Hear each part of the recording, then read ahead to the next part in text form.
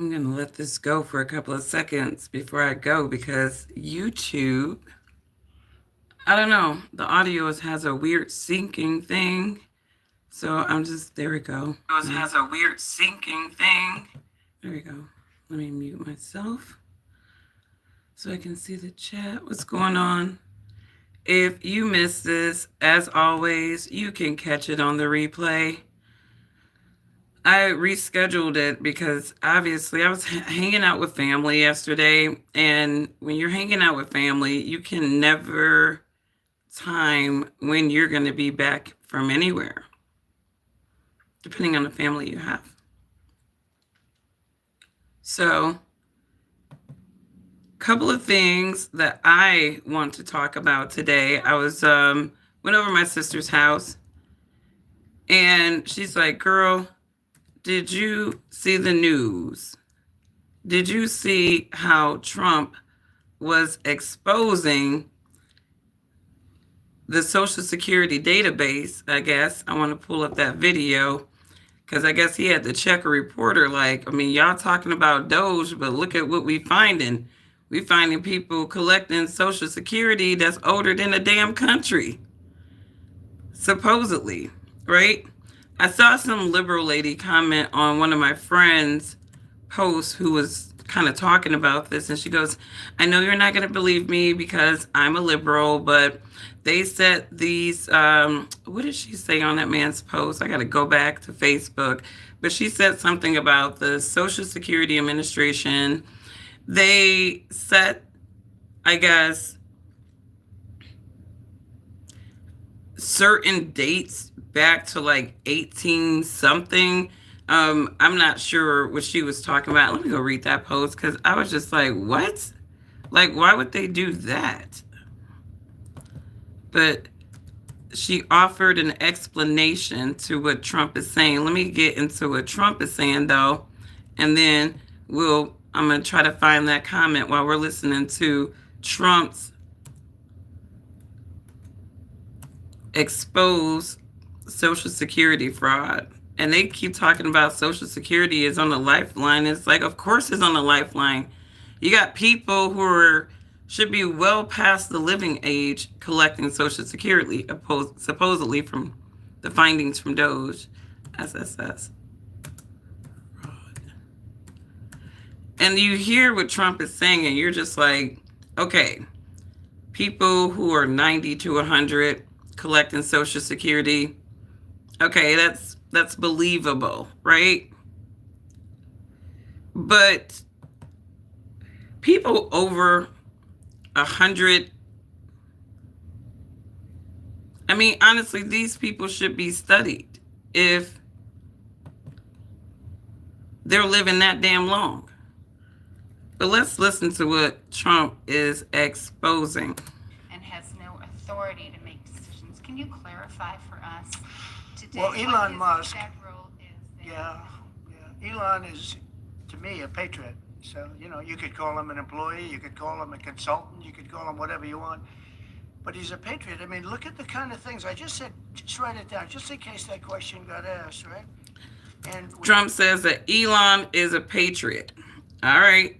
I think Elon's more of a patriot to South Africa than America, but that's neither here nor there. What he's exposing is really important. You know what? Ukraine's a bigger deal because people are dying by the thousands a week, thousands. But look at this, from 90 to 99, Social Security, 6,054,000 people.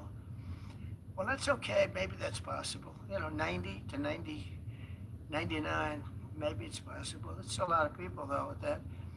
But people that live to 100 to 109, 4,734,000. Wow, that's a Are lot. these checks? And what I want to know is, they're saying that these people in these age groups are collecting or collecting Social Security. I want to know, are those checks being cashed? Who are cashing these Social Security checks that these people who are well over the life expectancy age for the average human on this earth, who's cashing those checks? years old. They're 4 million people. I don't know. I don't know too many. I know people that are doing great in their 90s, but not too many people over 100. But over 120, from 120 years old, people that are 120 years old up to 129. 3,472,000 people. So over 3 million people who are living past the life expectancy that even God himself cut off for human beings on this earth. Remember early on, right? They were living into 800, 900. They were seeing multiple generations come and go and pass away and die and all this other stuff, right? And God was like, I'm going to cut the days of man to 120, right? I'll find that scripture. We'll talk about that scripture later. But God did cut off the days of man to 120 years. So ain't nobody living over 120. That's not even biblically possible. And I venture to say for a very, very long time, since those words were penned, people weren't living over 120. That's just not possible. But yet the United States have people over 120. Matter of fact, from the range of 120 to 129, at least 3 million so-called Americans might be collecting Social Security, according to these DOJ findings. This is insane. Wow. That can't possibly be, because the record is like, I think it's one person, a woman, lived to 127, but they have 3,472. Okay, but now we're going really in. People from 130 years old to 139 year old. 3,936,000. So now we got people who are living over 130 years. We got at least 3 million of these people, according to DOJ, that are collecting Social Security. I want to believe that some of this is exaggerated. I think recently DOJ got called out for exaggerating findings. I'm really hoping that this is not one of those exaggerating Actually, I do kind of hope this is an exaggerated finding, because I'm like, how the hell would anybody, you're talking about, this is the government, the snakes that are in everybody's finances, how money is moving in everybody's life. They have figured out a system to understand. You're talking about people who are on a food stamp program get cut off because even at the smallest level, they're like, oh, you're not eligible. These people are always looking for reasons why somebody is not eligible for something. So the fact that they're finding that millions of Americans are eligible to continue to collect Social Security even after these very long life expectancies that exceeds the average.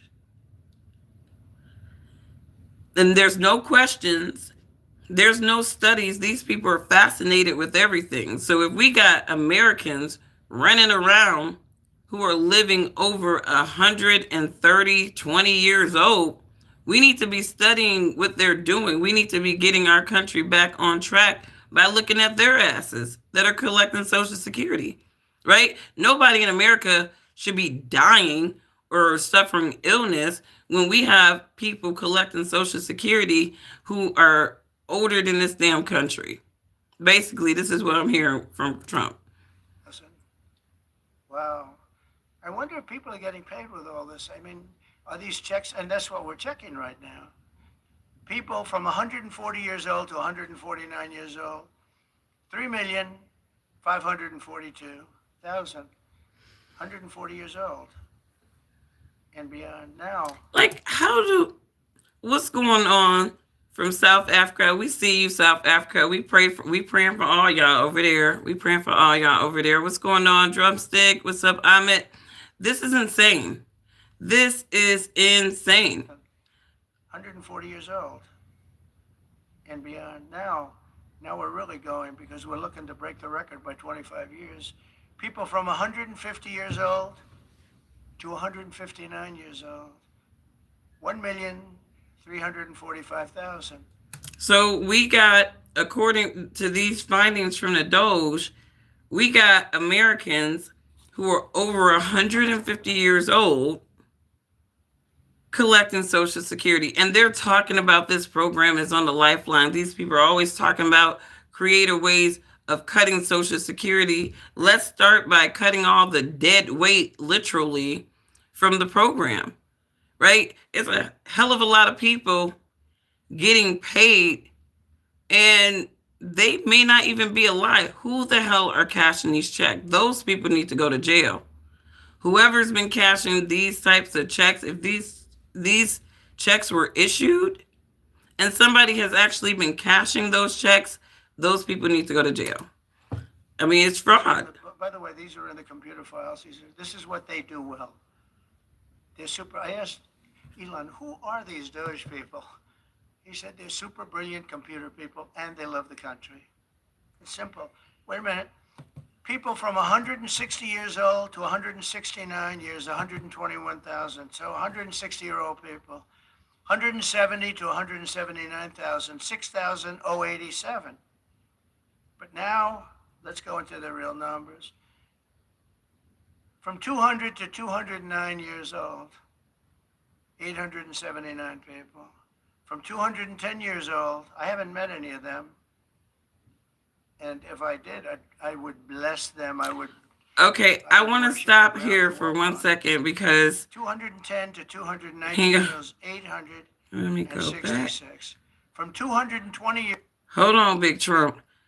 I want to read this comment. All right, my friend posted this yesterday as well, and he said one person living ages 369, basically 369 years. Only one person was collecting Social Security in that age range. So again, you got people collecting Social Security who are older than America itself. They are older than the damn program itself. How the hell is this possible? But then this lady offers an explanation, and it always is going to boil down to the computers, the software, not the humans. But she says, you probably dismiss these facts because I'm liberal, but Social Security is run on legacy, aka old software, that defaults a missing or an incomplete birth date to 5/20/1875. Now, if you are an individual who maybe chimed into this chat right now, you work at the Social Security Administration, you've been there, you understand these softwares. Are they pretty archaic, right? Have there been any recent updates to the software in years? I mean, I want to give the benefit of the doubt. This woman is saying that the Social Security office has old software. Now, I'm gonna be honest with you. I actually do recall some years ago, had to go into the Social Security office, and I was actually pleasantly surprised at how modern they had gotten, right? They were not that archaic. They weren't any of that stuff. So I am curious to know what kind of software developments, updates have the Social Security Administration what kind, like, let's just say the last 2 decades. Let's say last 2 decades, we'll give them 20 years. What kind of updates did they do? And did those updates account for these types of huge mistakes? That I'm just very, very curious about that. What's going on? You said you're from Iran. What's going on? Why are y'all praying for us? Well, I pray for everybody who's in different tumultuous type of different situations. I pray for people, right? Whether you are a black looking person, white looking person, any looking person. I pray for people who are, I pray for America. Shit, this country is a hot ass mess. But let me keep going. So she's saying that the systems defaulted incomplete or missing birthdays to 5/20/1875. So while some of the dates read as hella old, there was also a fix put in place years ago that halts benefits payments once they reach the age of 115. Okay. So no, they aren't. There aren't any 150-year-olds collecting Social Security, right? And this is and she cites a Newsweek article. Now, mind you, Newsweek, I find them to be very biased, right? Liberal leaning. This is an article that came out right after this came out February 18th. So they knew that maybe Trump was going to be popping these findings on them. So they needed to get a jump on the story, get the liberals thinking like, hey guys, it's an archaic system. It's something that we all can relate to, right? So nothing really to see over there. There's nobody collecting Social Security under 150. Matter of fact, they cap Social Security at 115, which is amazing to me as well. But because how many people are like, we got to go back to Trump's numbers to see how many people are in that 115 age bracket and how many of them are collecting, right? But discussions of Social Security Administration fraud from Elon Musk have prompted criticism over the federal government's use of COBOL, a software system that critics consider outdated, right? Musk alleged that SSA's outdated systems have led to significant errors, including records of people over 150 years old receiving government benefits. Newsweek contacted Musk through the Express office via whatever. Okay, why it matters. The Social Security system is the latest area of the federal government that the Department of Government Efficiency is focused on. Musk's organization has already made sweeping changes to the landscape of Washington. Okay, now see, they can't just give you the facts straight up. Just tell us what he said. We're examining the Social Security. We've got people there who are 150 years old. Do you know anyone who's 150? I don't. They should be I agree. The first thing I thought about when Trump was reading off a lot of these people is why aren't these people in the Guinness Book of World Records? I completely agree with it. They're missing out. They're probably dead, but that would be my guess. Or they should be very famous. One of the two. I agree.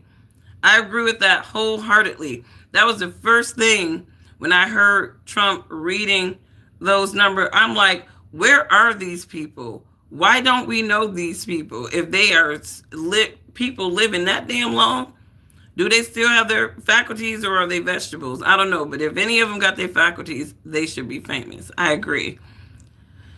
The most recent study by the researchers at the Institute for Biological and Environmental Research in New Zealand shows a similar effect on human beings as well. I don't know what you're talking about.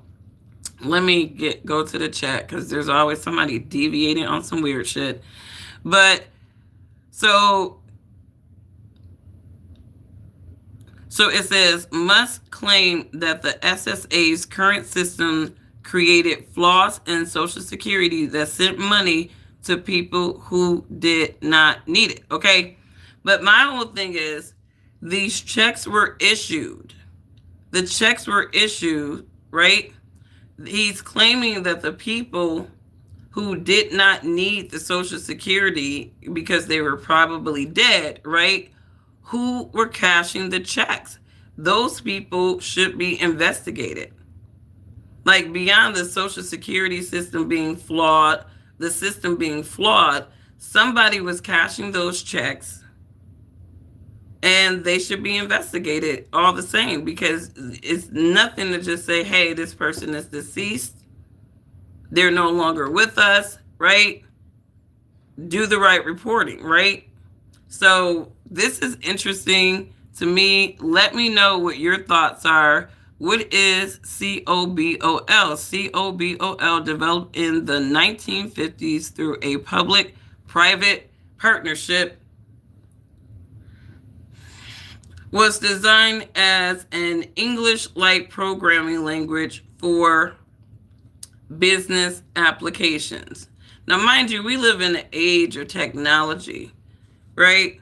So, I mean, I gotta believe that since 1950, this little antiquated system has been updated several different times to modernization. I don't believe that the United States government is still using, as is, a program that was created in the 1950s. I mean, I know like even small businesses who have updated their systems multiple times since a time frame like that. So, some of this stuff is kind of like, whoa. And when we're talking about some of this stuff going on for possibly decades, as much as y'all can point the finger at the Democrats, there were Republicans, rhinos, who enabled this type of oversight all the same. So somebody was getting chopped off. Maybe they were using Social Security as another money laundering washing machine for the grand money laundering nation of the world, America. America knows how to wash money, man. We're going to wash it any way we can. But let's see. While most private sector businesses have moved away from COBOL because of its maintenance costs and lack of compatibility with modern system, it remains widely used in government and regulated industry. Now, y'all sitting up there talking about budget this, budget that, the Green New Deal, bloop, bloop, bloop, bloop, bloop, bloop, bloop, right? And when nobody thinking about this, where we're paying out millions of dollars to dead people because of this antiquated system. Government agencies rely on COBOL-based mainframes for critical financial transactions. Now, this is all the more worse. This is all the more worse that you are using an antiquated system for financial transactions. I mean, and as much as the government consults with financial firms all the damn time, somebody's not doing their damn job, somebody doesn't care, or somebody knows that this exists for a reason. All right, there's no other way around it. This is a financial transaction system. No effing way they're going to be just staying the course on an antiquated system like this, and they're getting so much consultation from financial firms and fintech people, out of control, including tax payments, Social Security, and Medicare. The system, when properly maintained, are highly reliable with built-in redundancies and fault tolerance. So basically, they're saying the systems, when properly maintained. So here, now we're going into the human error, the human aspect of this, right? Where if somebody chooses not to properly maintain this system, then of course everything will go to shit, right? So the systems, when properly maintained, are highly reliable with built-in redundancy and fault tolerance. COBOL continues to be essential in sectors like finance, telecommunications, and health care. Yet, this is the system that they're saying, according to Doge, this is the system that has failed in being able to account for all of these Social Security check issuances to dead people in these age ranges, just that Trump is talking about. So interesting. My sister, my big sister, like any of you who follow this content, she's a Trump. She loves her Trump right now. Okay, don't talk about her Trump. Don't even talk about her Elon. Like she's Mick loving them right now. She's taking the mark. But she's like, oh, I'm so glad that they're doing this. They wouldn't have never did. We wouldn't have never known this. And I agree. I've always suspected that there have been a lot of government waste, right? And I do agree that this should have existed a long time ago. But, she is just really excited about what Trump is doing. She's like, I work all these hours and stuff like this. And, excuse me. And she's like, and these people are just cutting checks any which way. And who knows who's getting these checks? Who knows how these payments are being laundered?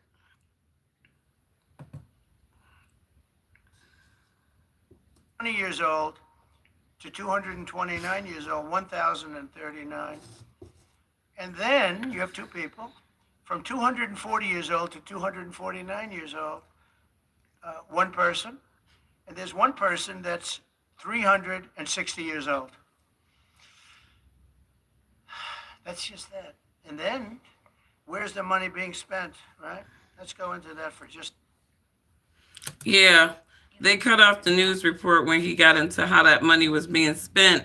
But that is insane, y'all. That is insane. And whether you are a Democrat or Republican, that really shouldn't matter when it comes to these types of finding, because I feel like we've all been singing the same song, no matter which side of the aisle you on. I'm neither, right? But the same song is being sang in these constituent bases. Where's the money going? I just want to know where my tax money is going. And whether you love or hate Donald Trump, bottom line is the guy is giving you an answer to where your tax money is going to. It's going to, all kinds of weird ass things. It's going to dead people who are still collecting Social Security because this COBOL system is not being properly maintained, and they know that loophole existed. So I'm pretty sure whatever administrations were cycling out administrators who were, in charge of overseeing these things, right? They were cycling out knowing that was the way it was, and they were probably benefiting from it. So there was no incentive for these people to even look at things like this. But, you got to give it to Elon and Doge, right? Because when they keep talking about Social Security, the programs on the Lifeline, whoop-de-whoop-de-whoop, right? It's like, why is the program on the Lifeline? And really, the proper auditing of this program has not happened. And they're blaming this financial tool that they've been using forever on that. But it seems to be a human element to the COBOL system as well, that they're trying to make it seem like it's just a system, but I think it was the humans. All right? You said Doge is the GOAT. The only part of the government that could be balanced their books was the Marine Corps slush funds. I just feel like the United States is a big money laundering scheme, and the reason why so many people go there broke as hell and come out multimillionaires is because they're willing to play games with a lot of these schemes. And that's just what it is. You don't go to Washington to serve your country more times than not. You're going there to be an ass in a seat, say yes to whatever them folks want you to say yes to, right? And enrich yourself with insider information and all that good jazz, right? This is what most of these people are doing. That's why a lot of them are, having a net worth of over $20+ million on a $170 something thousand salary every year. And yeah, they're playing the market. They're doing all kinds of different little things to flip their money in the meantime, dream time. But a lot of these people, either they're really aggressive in the market and they're just putting everything into the market and flipping it real quick so that they can meet a status, right? Or these people are insider trading. They're trading based off of insider information. They are able to buy individual stocks. And I'm even looking at the Republicans too, because they're notorious for that shit, right? I think I was looking at somebody who alleged that Marjorie Taylor Greene just recently bought more shares of Tesla. These people should not be allowed to do that, right? They have way too much insider information. And I feel like Josh Hawley will get on a mic. They'll have these Senate hearings, right? Dog and pony shows to make Americans believe that they're really serious about insider trading information, Congress people being able to trade on those things, and all the while they don't do shit. Marjorie Taylor Greene and some of these other people are going out and they're still purchasing individual stocks. It's disgusting. It is so disgusting. So, lots of, to me, auditing in the way that the United States government operates, it needs to be audited. I'm actually glad that Doge exists.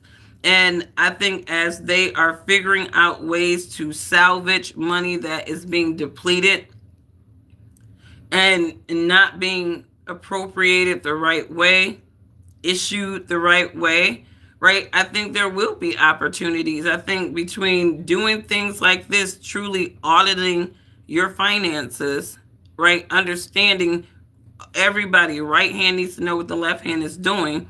And you look at, if he is able to leverage tariffs, in a creative way. I mean, Trump said it, JD Vance said it. And I think it's the realest shit that people really need to listen to, right? It took time to get in this financial mess. And it's going to take a lot more time. It's going to take time to really get America out of it, right? And so there's going to be things that are necessary in order for us to at least get our deficits down.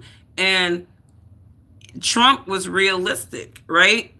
He said, this is not something that I'm going to be able to fix in 4 years, right? And that is a very realistic and honest thing to say to people. And I appreciate him being that honest. He said, but at least we can get it on the pathway, right?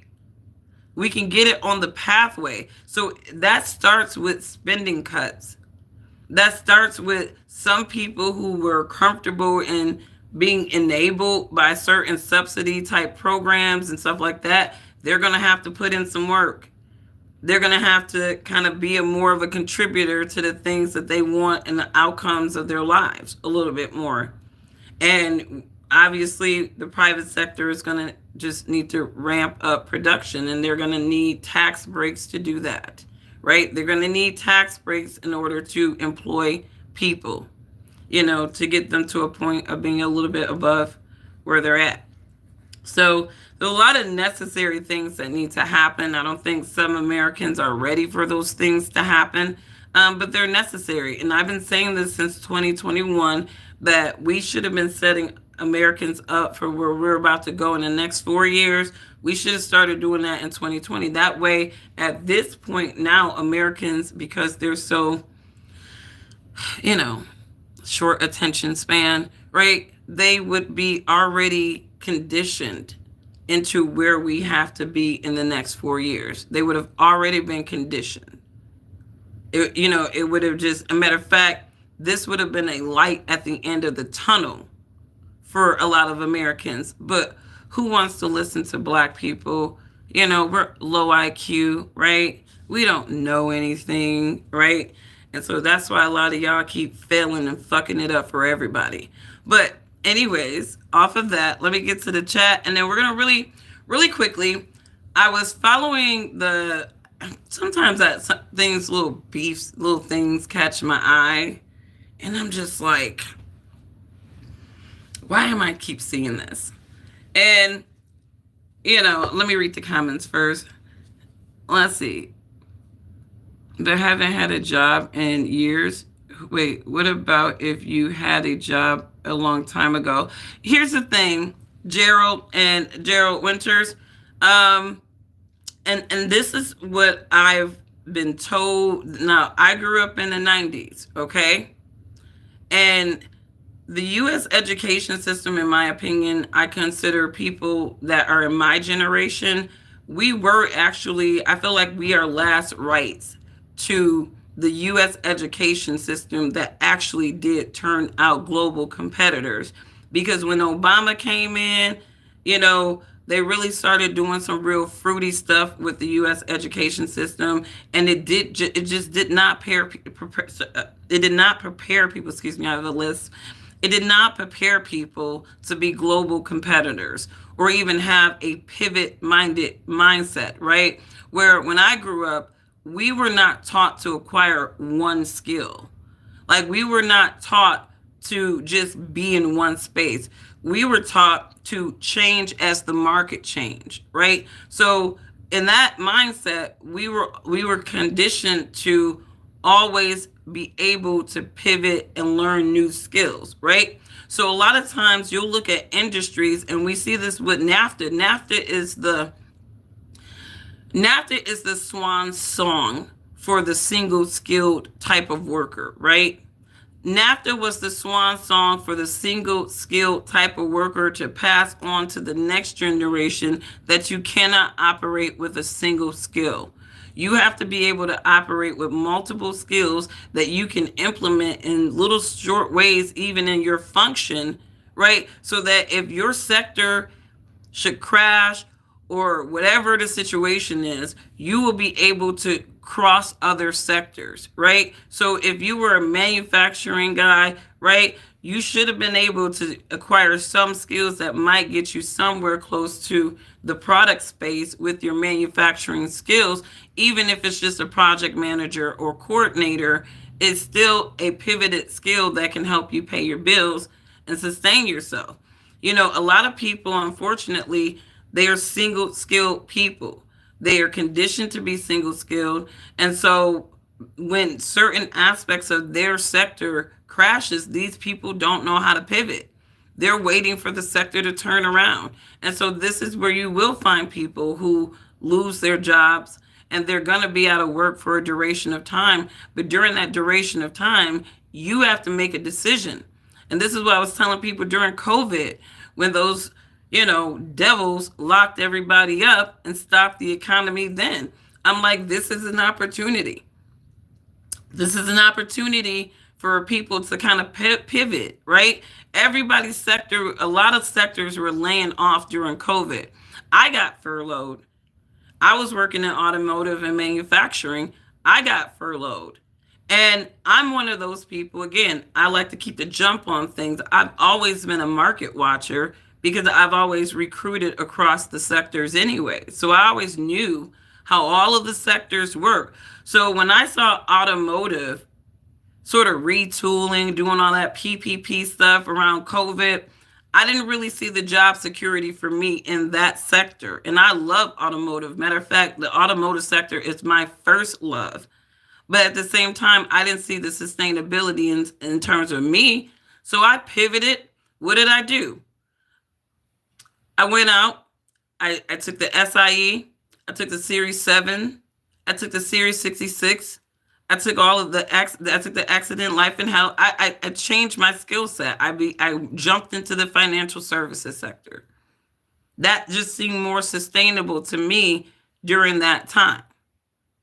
And I say that to say that I feel for you that you've been out of work for a considerable amount of time, but I do pray that you consider pivoting your skill sets, changing your skill sets to something else. I do encourage that. And I pray that you find a sector that you like, you enjoy, you find something, a skill set that can help you pay your bills and that you can actually enjoy, because I actually do enjoy what I do for people in my new skill set. I do, and it kind of, when you are a automotive recruiter, right? Certain skill sets are transferable, right? This is where pivoting isn't so hard when you understand where your transferable skills are into a new sector. And that's something very important for people to understand. Your pivot game has to be like the market. You got to be moving like the market. You always need to keep yourself marketable. You should never be complacent in a single skill set or acquisition of knowledge. You should be diversified, because there's opportunities to apply your skill, even if it's not in the sector that you've been working in for, years, right? You still got to get paid. We don't want you sitting around with no job because you're waiting for your sector to bounce back. Jump into another sector and get paid. Let me go here. You said, definitely agree on the single skill issue. What's going on, Ghetto Plan? I see you. Show some love to my mod. Work for it. Don't expect it to come for you. Not at all. I mean, closed mouths don't get fed, unskilled. And I tell my kids this all the time because sometimes they think like, okay, we learn too much in this house. Like, we do this. And I'm like, one thing that y'all not going to be able to say is that nobody ever told me this, right? Because you got a lot of grown ass adults running around talking about nobody ever said that to me. Nobody ever told me that, right? Right? That's why I do my due diligence as a parent to tell my kids, nope, I told you. I reinforced it, right? But free will means that you need to make the right decision based off of the information that is provided to you, right?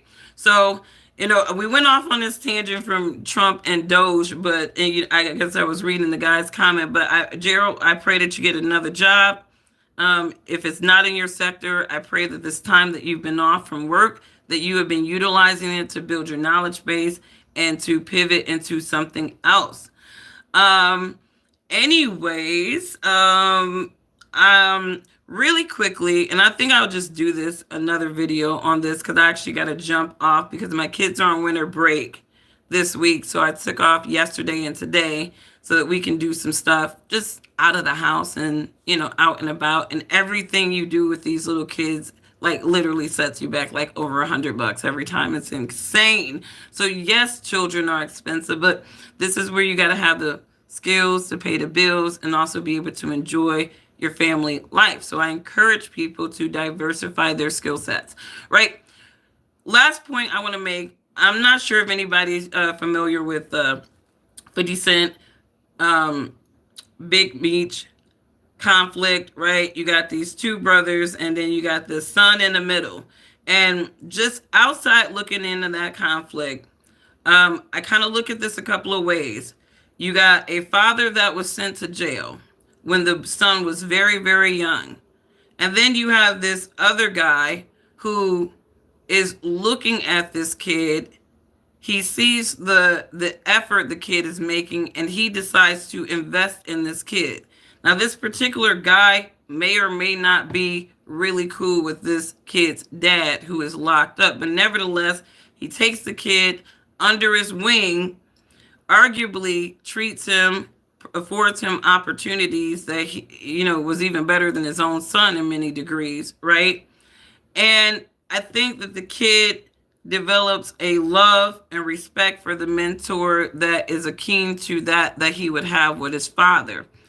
Meanwhile, this mentor is also biopicking this kid's father's life, using the kid as a personification of the father.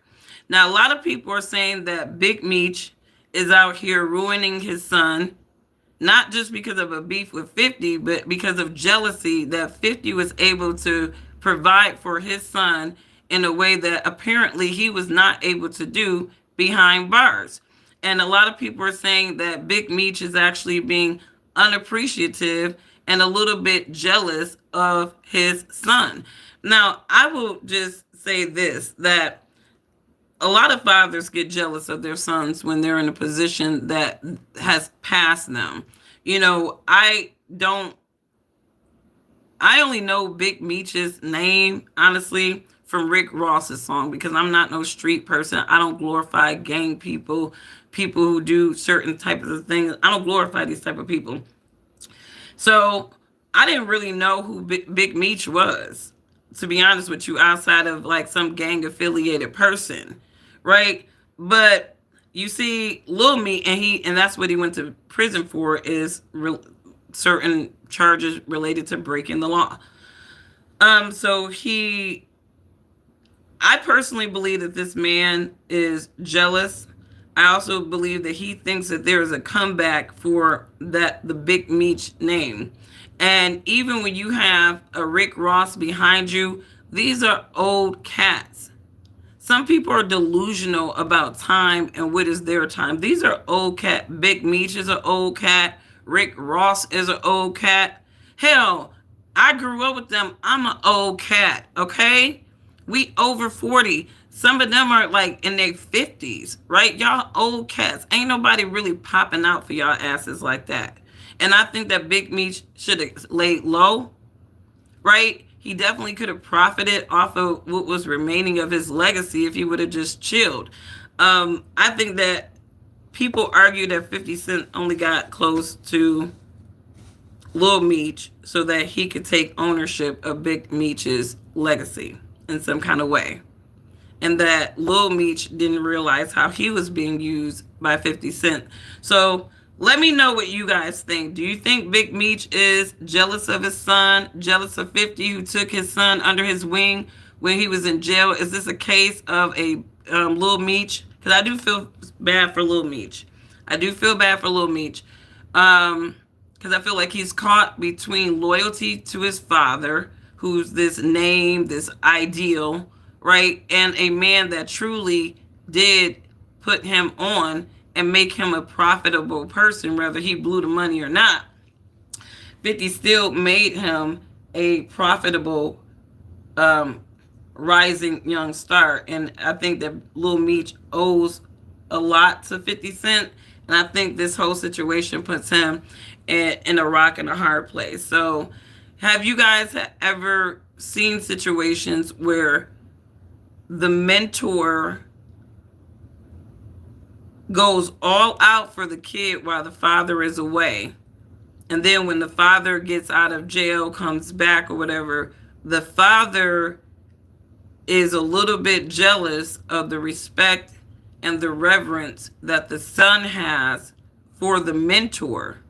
And so he will seek to sabotage that particular relationship by superimposing that father-son loyalty card. And I think that Big Meech is doing that, and he's pretty much ruining his own son, but he's also ruining himself in the process. And again, the game changed. He's been gone 15 years. The game has changed. The game changes every 5 years, 10 years, 15 years, bro. The game has changed. So I don't think Big Meech and some of these old cats, like, y'all are truly OGs. Y'all truly OGs, right? And I think this big comeback that even Rick Ross was hoping to leverage around Big Meech, because he's talking about a movie, a BMF movie. I mean, honestly, black people, we shouldn't even want to be tuned into that. Like, let these Negroes Negro. And I don't even want to call them Negroes, like, need growth. Some of these people need growth. I can't even give them the Negro land title because that's too good for y'all. I'm a Negro. Y'all need growth. Some of y'all old as hell, just trying to hold on to a dream. But I think Lil Meech, 50 Cent saw star power in that kid. He's not hard on the eyes. He's a very humble kid, it seems like. And I think that this is probably maybe hurtful for him and probably a little bit of 50, because I think that, I mean, outside looking in, you would think that 50 cared more for Lil Meech more than he cared about his own damn son. But again, I think 50 saw dollar signs with Lil Meech. He saw opportunity with Lil Meech. And I think part of that opportunity came vicariously through his father too. So I'm pretty sure Big Meech didn't like that too. Like, y'all profiting off my name, my image, y'all telling my story. You know, I'm going to have to rat my way out of jail, allegedly, supposedly, right? 50 Cent is about to get petty accordingly, and he's going to be talking about some informant named Tammy. So I'm actually with this. You know, every now and then I'll pick up a guilty pleasure, like Tia Mowry was a guilty pleasure, train wrecking all over the place. These broads who leave these decent guys and now they're like realizing that the streets aren't really for them. I love those stories as well. Like, that's like a guilty pleasure. But this might be another one of my guilty pleasure because Curtis 50 Cent Jackson is so petty. He has like bitch-like behaviors. I'm not saying he's a bitch, but he has female, like, a lot of these men, they come off real tough, blah, blah, blah, blah, blah, but they act like females. They do female-like things, you know, and they'll say, we're not acting like bitches, we're trolling. And trolls are demons, right? So it's still bitch behavior. akin to it, if you will. So we're going to see how 50 trolled this man. You know, I hate seeing men in public just going back and forth. That's just bitch behavior, right? And they can't even talk about the females. I hate it when the females do it, but when the men do it, it's just something in my soul that just says this isn't what you guys should be doing. You should be kind of behind closed door, man to man, talking about this stuff, not internet bitching all over the place. But we shall see. We shall see. You guys have a wonderful rest of your day. I have an appointment to take my kids. We have they're on winter break. So I took the day yesterday and today off so that I can spend some time with them. Legoland and museums. So we are off. So I needed to cut this a little short. But later on, if you guys want to do a live stream around 7:30, we can do that too. All right. And we can talk about this and that again. So just to recap what we talked about in this live stream, we talked about Trump exposing via Doge the many Americans who are over 150 years old collecting Social Security. They are blaming it on the COBOL. All right. They're saying this is an old, antiquated system, but guess what this system is also subject to? Human error. So if it's not being properly maintained, guess who can kind of slip through the cracks? Somebody who is older than this damn country. It's older than the Social Security program itself can slip through the cracks because this financial transaction system is so old, outdated, and antiquated that it can actually allow for mistakes like this if it's not being maintained. So when you're talking about it is set to tolerance levels, 115 is typically the cutoff when any American would stop receiving payments, but yet the tolerance level is exceeded beyond 115. That means that human error has come into place and people are freaking with the system to allow for this many. You're talking about millions of Americans collecting Social Security who are, to me, fossils at best. So let me know what you guys think about that. And again, just off of our side note, what's going on? 7:30. I see you, my friend, Mr. DeMarcus. I see you, or is it Mr. Dakis? I see you. When somebody tells you always stay on your pivot, I mean, really what that means is do not be a single skilled person. Don't be a single knowledge person. My mom always told me, my dad always told me, always know a little something about everything, right? Know enough to be dangerous, right? Always know where your transferable skills are. Always watch what your industry is doing. If you feel like your industry is not doing good, it's in trouble, you think your company's not doing good, the writing's on the wall, oh, that's not good, right? This is when you should be thinking about pivoting, right? Your plan B, right? And, it sucks that we got to operate with a plan B, but let's just face it, ain't nobody really staying at one company for 20, 30 years anymore. Not a lot of people are retiring from the same company or even industry like they were back in the day. So that tells you that you have to have a strong pivot game. You have to be able to understand when the fire is, when you start seeing the smoke, it's going to start the fire. Somebody's throwing gasoline on it, right? So you got to be able to adjust and set yourself up for success, right? So that is just something to think about because we had somebody in the chat saying that they've been out of work for years or for some time. And I always question people, what are you doing with that time? Are you sitting around soaking or are you acquiring another skill that you can transfer into another industry or another industry or company that can help you sustain? Because I'm sorry, some money is better than no money. And unemployment is not really paying out anything sustainable for people. So you do need to have a pivot strategy intellectually and skill set wise too. So And lastly, we talked about Big Meech, the drama between 50 Cent and Big Meech. You know, Lil Meech is obviously in the middle of this drama between his father and his mentor, you know, and it happens like that where, you know, I don't think it's about loyalty to your father, you know, and when your father just was not there, right? You know, 50 Cent put that boy on. He mentored that boy, and rather 50 did it in good intentions because I think that deep down, some of this beef probably is that Big Meech think that 50 Cent saw a gold mine in not only his story, but leveraging his son, right? And but he did give the family money. I think he did give the family like $5 million for to do the story, right? So he did give the family, the money, I guess, for the rights to pursue the show. But this is just to say that Big Meech is. I feel bad for the brother.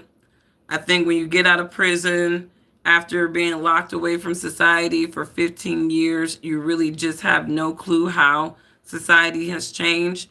And I think the reality for Big Meech is going to be that your time has passed. Your time has passed. This is your son's time. And in order for you to really be a leader in your family and sustain it, is to not stand in your son's way and to not be at war with people who have put your son on and who has actually been able to keep your family fed while you were obviously doing your time, doing whatever people do in jail. But anyways, you guys, what's going on, Brian? I'll catch you on the next one. I actually got to get out because I got an appointment with my kids at 1:30 for some more fun. So that's why I just wanted to jump on really quick and do this because I promised you guys I would do it this morning. So you guys have a wonderful rest of your day. Once I get the kids situated later on, we can jump on and do another live stream because they will be with their dad this weekend. Yeah. You know, we have a song. It's called Baby Daddy Get Your Kids Friday. And then my baby daddy had the nerve to remix it like Baby Mama Get Your Kids Back Sunday. We joke like that. Like we get along really well. We're about our kids, but it's Baby Daddy Get Your Kids Friday. Finally, I have some damn time for me. That's what we be singing as he's picking them up. No, can I get them tomorrow, Ninja, please? Just get your kids so I can get to me. Hey. That's our song. It's called Baby Daddy Get Your Kids Friday. I'm probably going to drop that soon. Get my voice together to do it for y'all. But no, I don't understand women who make it hard for their kids' dad to see them and spend time with them. It's like, you are dumb. You are dumb. You are dumb, da dum dum dum, da dum dum dum. If that man wants to be in those kids' lives, and my kid's dad is phenomenal. So I have no complaints. I'm never talking shit about the dude. We co-parent like rock stars. We just couldn't make it personality. I think it's that 17-year difference. He's 17 years older than me. So I think that our brains operate differently. But we get along well for our kids and financially and everything. So ladies, y'all better stop making it hard for these men and reclaim some time. All right? Reclaim some time. Let that man have time with his kids while you get some time for you. And that's how it's supposed to work. But anyways, you guys have a wonderful rest of your day. Love your neighbor. Ask yourself if you would not disrespect or abuse yourself. Do not disrespect or abuse your neighbor. And remember, your first neighbor is the people in your family. So love your family. So have a good day, guys. Bye. And if you like content like this, don't forget to subscribe. Show your girl some love. You know YouTube be suppressing me. Bye.